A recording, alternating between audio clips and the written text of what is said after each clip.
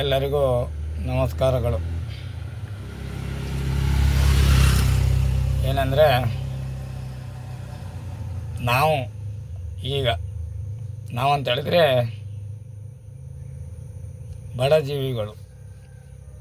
ಬಡಜೀವಿಗಳಂತ ಹೇಳಿದ್ರೆ ಅರ್ಥ ನಿಮಗೆ ಗೊತ್ತಿರ್ತದೆ. ಈಗ ನಾನು ಹೆಚ್ಚು ಮಾತಾಡಲಿಕ್ಕೆ ಇಷ್ಟಪಡೋದಿಲ್ಲ. ಯಾಕಂತ ಹೇಳಿದರೆ ಈಗ 100ಕ್ಕೆ 75% ನಮ್ಮ ಉಡುಪಿ ಜಿಲ್ಲೆಯಲ್ಲಿ ಸಾಮಾನ್ಯ ಮನುಷ್ಯರು ಅಂತೇಳಿ, ಸಾಮಾನ್ಯ ಅಂತ ಹೇಳಿದರೆ ಕೂಲಿ ಮಾಡುವವರು, ಹಾಗೆ ನನ್ನ ಹಾಗೆ ರಿಕ್ಷಾ ಚಾಲಕರು ಮತ್ತು ಮಾಲಕರು, ಹಾಗೆ ಸಣ್ಣ ಪುಟ್ಟ ಮಧ್ಯದ ವ್ಯಕ್ತಿಗಳನ್ನು ಹೇಳ್ತೇವೆ. ಅಂತ ಹೇಳಿದ್ರೆ ದೊಡ್ಡ ಶ್ರೀಮಂತರು ಅಲ್ಲ, ಅಥವಾ ಅತಿ ಬಡವರಂತೇಳಿ ಈಗ ಇಲ್ಲ. ಬರ್ತೇ ನಾವು ಸುಳ್ಳುಗಳನ್ನು ಮಾತಾಡ್ಬೋದು. ಈಗ ಬಡವರಂತೇಳಿ ಯಾರೂ ಇಲ್ಲ. ಪ್ರತಿಯೊಬ್ಬರು ಮುಂಚೆ ನಾವೆಲ್ಲ ಸಣ್ಣಕ್ಕಿರುವಾಗ ಊಟಕ್ಕಿಲ್ಲದೆ ಎಷ್ಟೋ ದೊಡ್ಡವರು ಅಂತ ಹೇಳಿದರೆ ಅವ್ರಿಗೆ ಬೇಜಾರಾಗ್ಬೋದು. ಯಾಕಂತ ಹೇಳಿದ್ರೆ ದೊಡ್ಡವರು ಅಂತ ಹೇಳಿದ್ರೆ ನಾವು ಇವಾಗೆಲ್ಲ ದೊಡ್ಡವರು ಸಣ್ಣವರು ಅಂತ ಚಿಕ್ಕವರು ಅಂತೇಳಿ ಯಾರೂ ಕರೀದಿಲ್ಲ. ಆವಾಗ ದೊಡ್ಡವರು ಅಂತ ಹೇಳಿದ್ರೆ ನಾವು ದೊಡ್ಡವ್ರ ಮನೆ ಅಂತ ಹೋಗಿ ಕೆಲಸ ಮಾಡಿ ನಮ್ಮ ತಂದೆ ತಾಯಿ ಏನೋ ಒಂಚಿದ್ದ ಅಕ್ಕಿ ತಂದು ಊಟ ಮಾಡಬೇಕಿತ್ತು, ಮತ್ತು ಅವ್ರು ಹೇಳಿದ ಹಾಗೆ ನಾವು ಕೇಳಬೇಕಿತ್ತು. ಆದರೆ ಈಗ ಕಾಲ ಚೇಂಜ್ ಆದ ಹಾಗೆ ಮತ್ತೆ ಈಗ ನನ್ನ ಕಾಲ ಈಗ ಸಾಧಾರಣ 50% ಆಗಿದೆ. ಅದೇ ರೀತಿಯಲ್ಲಿ ಜನರಿಗೆ ಬೇಡಿಕೊಳ್ಳೋದೇನಂತ ಹೇಳಿದರೆ, ಇನ್ನು ನೀವು ಉಡುಪಿ ಜಿಲ್ಲೆಯವರು ಮಾತ್ರ ಇಲ್ಲಿ ನಮ್ಮ ಅವರಿಗೆ ಕುಡುಬಿ ಸಂಘ ಅಂತ ಹೇಳ್ತೇವೆ ನಾವು, ಸ್ವಲ್ಪ ಜನ ಮತ್ತು SC/ST ಅವರು ಇನ್ನೂ ಮುಂದೆ ಬರಲಿಲ್ಲ. ಯಾಕಂತ ಹೇಳಿದ್ರೆ ಅವರಿಗೆ ಬುದ್ಧಿಶಕ್ತಿ ಭಾರಿ ಕಡಿಮೆ.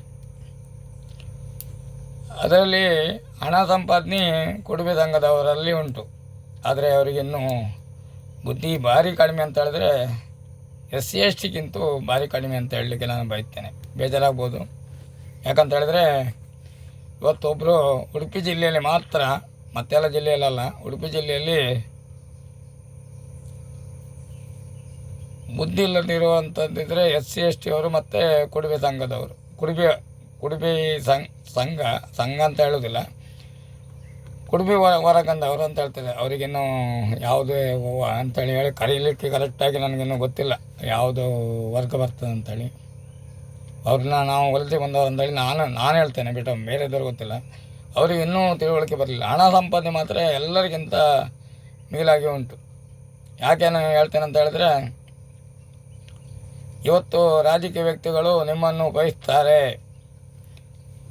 ನಿಮ್ಮನ್ನು ಯಾವುದಕ್ಕೆ ಉಪಯೋಗಿಸ್ತಾರೆ? ಒಳ್ಳೊಳ್ಳೆ ಕೆಲಸಕ್ಕೆ ಉಪಯೋಗಿಸುವುದಿಲ್ಲ. ನಿಮ್ಮಿಂದ ಲಾಭವಾಗುತ್ತಿದ್ದರೆ ಅದಕ್ಕೆ ಮಾತ್ರ ಉಪಯೋಗಿಸ್ತಾರೆ. ಏನು ಓಟ್ ಕೇಳಲಿಕ್ಕೆ ಮಾತ್ರ, ಓಟನ್ನು ಕೇಳಲಿಕ್ಕೆ ಮಾತ್ರ ನಿಮ್ಮನ್ನು ಉಪಯೋಗಿಸೋದು.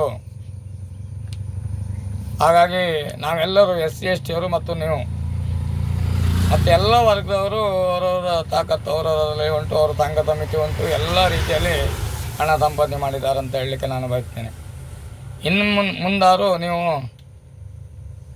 ಸ್ವಲ್ಪ ಇನ್ನೀಗ ನಾನು ಸಾಧಾರಣ ಇಲ್ಲಿ ಉಡುಪಿ ಜಿಲ್ಲೆಯಲ್ಲಿ ಅಂತ ಹೇಳಿದ್ರೆ ಇಡೀ ಉಡುಪಿ ಜಿಲ್ಲೆಯಲ್ಲಿ ಇಲ್ಲ.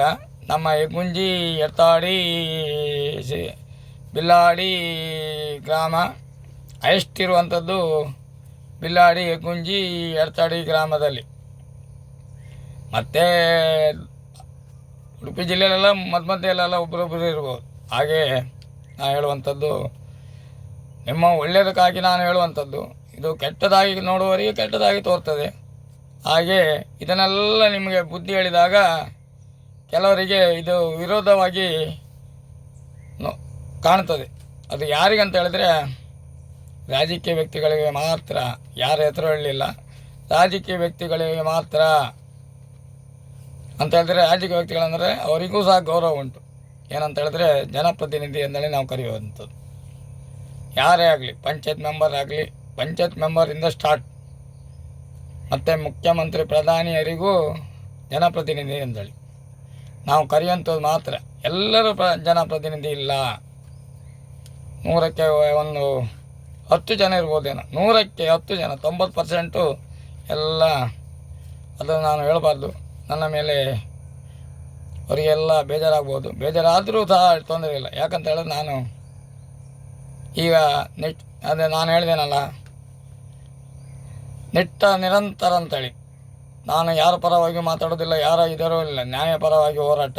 ನನ್ನ ಯೂಟ್ಯೂಬ್ ಚಾನಲು ಅಷ್ಟೇ ನ್ಯಾಯಪರ ಹೋರಾಟ. ಅನ್ಯಾಯ ಆದಲ್ಲಿ ನಾನು ಹೇಳುವಂಥದ್ದೇ, ಅದು ಆಗ್ತದೋ ಬಿಡ್ತದೋ ಅದು ದೇವರಿಗೆ ಬಿಟ್ಟಂಥ ಕೆಲಸ. ಅದೇ ರೀತಿಯಲ್ಲಿ ನಿನ್ನ ಮುಂದೆ ಜನರು ತಿಳ್ಕೊಳ್ಬೇಕು. ಯಾಕಂತ ಹೇಳಿದ್ರೆ ಈ ಉದಾಹರಣೆ ಹೇಳಬೇಕಲ್ಲ ನೋಡಿ, ನಮ್ಮ ಸರ್ ಮೋದಿ ಸರ್ ಅವರು ಮತ್ತು ಹಾಗೆಯೇ ಮುಖ್ಯಮಂತ್ರಿ ಸಿದ್ದರಾಮಯ್ಯ, ಡಿ ಕೆ ಶಿವಕುಮಾರ್, ಹಾಗೆ ಎಲ್ಲರೂ ಒಟ್ಟಿಗೆ ಕೂತ್ಕೊಂಡು ಮತ್ತು ಒಂದೇ ಬಟ್ಲಲ್ಲಿ ಊಟ ಮಾಡ್ತಾರೆ ಅಂತ ಹೇಳಲಿಕ್ಕೆ ನಾನು ಬಯಸ್ತೇನೆ. ಅದೇ ರೀತಿಯಲ್ಲಿ ನಮ್ಮ ಉಡುಪಿ ಜಿಲ್ಲೆಯಲ್ಲಿ ಬೇರೆ ಊರಿನಲ್ಲಿ ಎಲ್ಲ ತುಂಬ MLAಗಳು ನಾನು ಎಲ್ಲರನ್ನು ನೋಡ್ತೇನೆ. ಪ್ರತಿಯೊಬ್ಬರು ಮೊನ್ನೆ ಒಬ್ಬರು MLAರು ಅವರ ಊರಿಗೆ ಬೇರೆ ಅಕೌಂಟಲ್ಲಿ ಇತ್ತೇನೋ ಗೊತ್ತಿಲ್ಲ, ಬಟ್ ಅವರ ಅಕೌಂಟಲ್ಲಿ 1,75,000 ಹಣ ಇತ್ತಂತೆ. 1,75,000 ಹಣ ಮಾತ್ರ. ಮತ್ತು ಉಳಿದೆಲ್ಲ ಅವರ ಜನಪ್ರತಿನಿಧಿ ಅಂತ ಹೇಳಿದ್ರೆ ಅವರ ಕಾರ್ಯಕರ್ತರಿಗೆ ಹಾಗೂ ಅವರ ಹಕ್ಕು ಅಂತ ಹೇಳಿದ್ರೆ ಓಟು, ಅವರಿಗೆ ದಾನ ಧರ್ಮ ಮಾಡಿದಾರಂತೆ. ಅದೇ ರೀತಿಯಲ್ಲಿ ಎಲ್ಲರೂ ನಮಗೆ ಅದೇ ರೀತಿಯಲ್ಲಿ ಸಹಕಾರ ಮಾಡಿದರೆ ನಾವು ಮುಂದೆ ಬರ್ಬೋದು, ಹಾಗೂ ಅವರು ಒಳ್ಳೆಯದಾಗ್ತದೆ. ಯಾಕಂದರೆ ನಾವಲ್ಲದಿದ್ದರೂ ಅವರಿಗೆ ದೇವರು ಸಹಾಯ ಮಾಡ್ತಾರಂತ ಹೇಳಲಿಕ್ಕೆ ನಾನು ಬಯಸ್ತೇನೆ. ನಾವು ಮಾಡದಿದ್ದರೂ ಸಹ ಅವರಿಗೆ ದೇವರು, ಅವರಿಗೆ ಧರ್ಮ ನಿಷ್ಠೆ ನ್ಯಾಯ ಗೊತ್ತಿದ್ದವರಿಗೆ ಅವ್ರಿಗೆ ದೇವರೇ ಸಹಾಯ ಮಾಡುವಂಥದ್ದು. ಈಗ ಯಾರೇ ಆಗಲಿ ನಾವು ಒಳ್ಳೇದು ಮಾಡಿದ ಕೂಡಲೇ ಕೆಟ್ಟದಾಗಿ ಕಾಣುವಂಥದ್ದು. ಒಳ್ಳೆಯದನ್ನು ಹೇಳಿದಾಗ ನೋಡಿ ಅಲ್ಲಿ ಗಣೇಶ ಒಳ್ಳೆಯದನ್ನು ಹೇಳೋದನ್ನು ಹೇಳೋದಿಲ್ಲ, ಅವ ನೋಡಿ ಕೆಟ್ಟದನ್ನೆಲ್ಲ ಎಲ್ಲರ ಕೆಮ್ಮಿಗೆ ತುಂಬುತ್ತಾನೆ ಅಂಥೇಳಿ. ನಾನು ಯಾರ ಕೆವಿಗೆ ತುಂಬಿಸೋದಿಲ್ಲ, ನೀವೇ ತಿಳ್ಕೊಳ್ಳೋದಾದ್ರೆ ತಿಳ್ಕೊಳ್ಳಿ. ನಾನು ಹೇಳುವಂಥದ್ದು ನನ್ನ ಧರ್ಮ, ನನ್ನ ಸಂವಿಧಾನದ ಧರ್ಮ.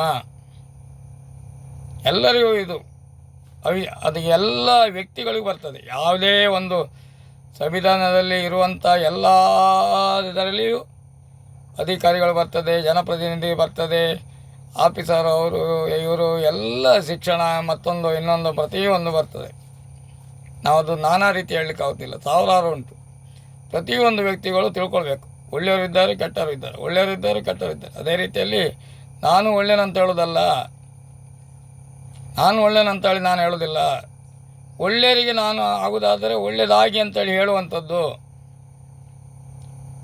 ನಾನು ಹೇಳಿದ ಕೂಡಲೇ ನನ್ನನ್ನು ಉಳ್ಕೊಂಡಂಗೆ ಆಗ್ತದೆ. ಅದಕ್ಕೆ ಈಗಳಿನ ಕಾಲದಲ್ಲಿ ಯಾರ ಹೆದರಿಕೆ ಯಾರಿಗೂ ಇಲ್ಲ. ನಮಗೆ ಸ್ವಾತಂತ್ರ್ಯ ಸಿಕ್ಕಿದೆ. ಸ್ವಾತಂತ್ರ್ಯ ಸಿಕ್ಕದ್ದು 47ನೇ ಇಸ್ವಿಯಲ್ಲಿ, ಅದು ಬೇರೆ ವಿಷಯ ಬರ್ತದೆ ಮಾತಾಡಿದರೆ. ಸ್ವಾತಂತ್ರ್ಯ ಅಂತ ಹೇಳಿದರೆ ಈಗ ನಮ್ಮ ಹಕ್ಕು ನಮಗೆ ಅಂತ ಹೇಳಿದ್ರೆ ನಮ್ಮ ವಿಷಯ ಯಾರು ಮಾತಾಡಲಿಕ್ಕಿಲ್ಲ. ನಾವು ಕೆಲಸ ಮಾಡುವಂಥದ್ದು, ನಾವು ದುಡಿಯುವಂಥದ್ದು, ನಾವು ನಮ್ಮ ಕಾಲ ಮೇಲೆ ನಾವು ನಿಲ್ಲುವಂಥದ್ದು. ಇನ್ನೊಬ್ಬರ ಕಾಲ ಮೇಲೆ ನಾವು ನಿಲ್ಲುವುದಲ್ಲ, ಅಥವಾ ಇನ್ನೊಬ್ಬರ ಕಾಲ ಕೆಳಗೆ ನಾವು ನಿಲ್ಲುವಂಥದ್ದಿಲ್ಲ ಅಂತ ಹೇಳುತ್ತಾ ನನ್ನ ಯೂಟ್ಯೂಬ್ ಚಾನಲ್ ಇರುವುದೇ ನ್ಯಾಯಪರ ಹೋರಾಟ. ಎಲ್ಲೆಲ್ಲಿ ನೋಡಿದಲ್ಲೂ ನಾನು ಯಾವುದೇ ದೇವಸ್ಥಾನದಲ್ಲಿ ಇರಲಿ, ಯಾವುದೇ ಒಂದು ಸಂಘ ಸಮಿತಿಯಲ್ಲಿ ಇರಲಿ, ಯಾವುದೇ ಒಂದು ಗುಂಪಲ್ಲಿ ಇರಲಿ, ಯಾವುದು ನಡೆದರೂ ಕೂಡಲೇ ನಾನು ಅದನ್ನು ತಪ್ಪನ್ನು ಹುಡುಕುವುದಂತ ಹೇಳಿ ನಾನು ಬೇವಚಾರಕ್ಕಲ್ಲ, ಅದು ಸರಿ ಉಂಟಾ ಇಲ್ಲ ಅಂತೇಳಿ 1000 ಜನರಲ್ಲಿ ವಿಚಾರಿಸ್ತೇನೆ. ಇದು ಸರಿಯಾ, ಇವರೆಲ್ಲ ಮಾಡುವಂಥದ್ದು ಸರಿಯಾ ತಪ್ಪಂತೆ. ಅವರು ತಪ್ಪಂತೇಳಿ ಒಂದು 100ಕ್ಕೆ 90 ಜನ ಹೇಳಿದಾಗ 10 ಜನ ಇಲ್ಲ ಸರಿ ಅಂತಾರೆ, 90 ಜನ ಸರಿ ಇಲ್ಲ ಅಂತಾರೆ. ಆವಾಗ ನಾನು ಹೇಳುವಂಥದ್ದು, ನೇರ ಹೇಳುವಂಥದ್ದು. ಅದಕ್ಕೆ ನನಗೆ ಯಾವುದೇ ಮುಚ್ಚುಮರೆ ಇಲ್ಲ. ಯಾಕಂತ ಹೇಳಿದರೆ ಮೊದಲನಾಗಿ ಹೇಳ್ತೇನೆ, ಭೂಮಿ ಬೀಳುವಾಗ